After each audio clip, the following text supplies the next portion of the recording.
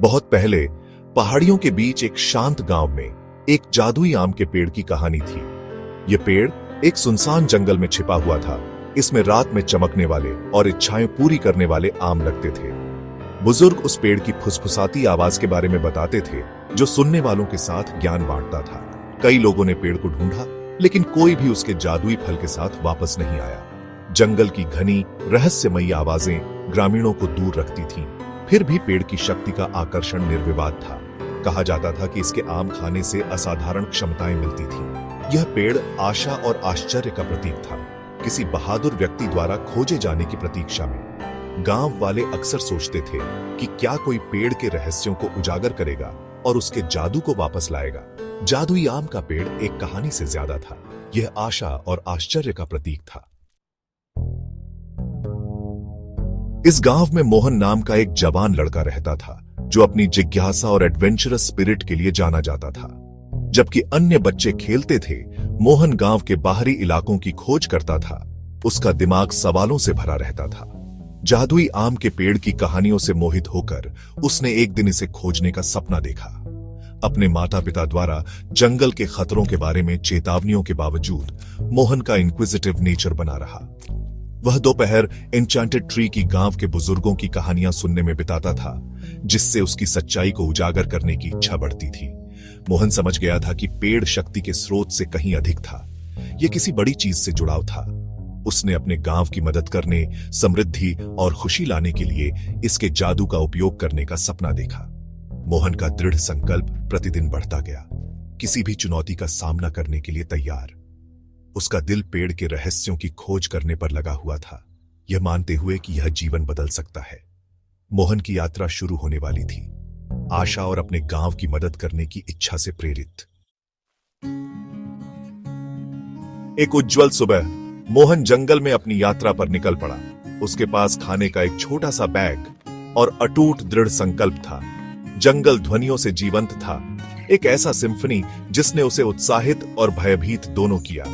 जैसे जैसे वह आगे बढ़ता गया, जंगल पास आता गया। पेड़ प्राचीन गार्डियंस जैसे विशाल थे। मोहन ने विभिन्न जानवरों का सामना किया। प्रत्येक मुठभेड़ उसे आश्चर्य और आत्मविश्वास से भर देती थी। रास्ता और अंधेरा हो गया, लेकिन मोहन का संकल्प नहीं डगमगाया। जब उसने हवा में एक धीमी विस्पर सुनी, तो उसे पता चल गया कि वह पास है। आवाज का पीछा करते हुए मोहन एक क्लीयरिंग में पहुंचा, जहां जादुई आम का पेड़ खड़ा था।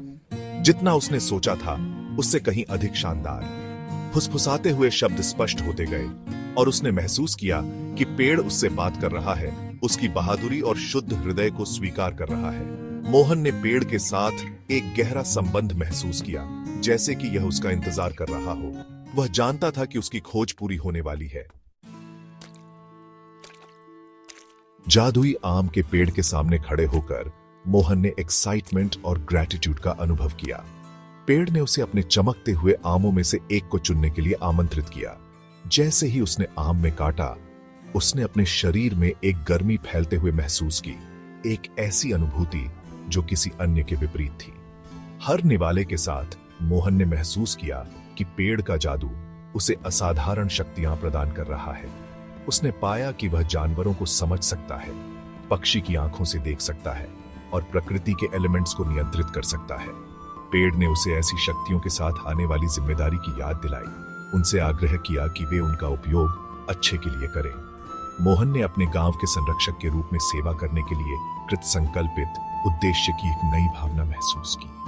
पेड़ के ज्ञान ने उसकी आंखें बेनेवोलेंस और सामुदायिक कल्याण के लिए जादू का उपयोग करने की संभावनाओं के लिए खोल दी।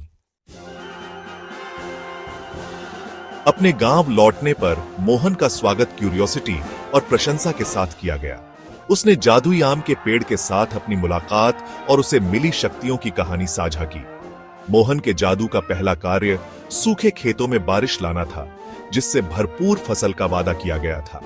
ग्रामीणों ने विस्मय में देखा, क्योंकि बारिश ने धरती को फिर से जीवंत कर दिया। उनके दिलों को कृतज्ञता और आशा से भर दिया।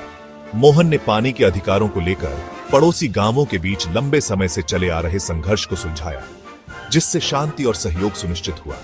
उसके ज्ञान और करुणा ने दोनों समुदायों का सम्मान जीता। उनके बंधन मजबूत हुए। मोहन ने जादुई आम के पेड़ से वादा किया कि वह हमेशा दूसरों की मदद करने और पर्यावरण की रक्षा के लिए अपनी क्षमताओं का उपयोग करेगा। दया के प्रत्येक कार्य के साथ मोहन ने अपना वादा पूरा किया, अपने गांव और उसके बाहर का एक सच्चा नायक बन गया। गांव समृद्ध हुआ और मोहन की बेनेवलेंस और सद्भाव की विरासत बनी रही।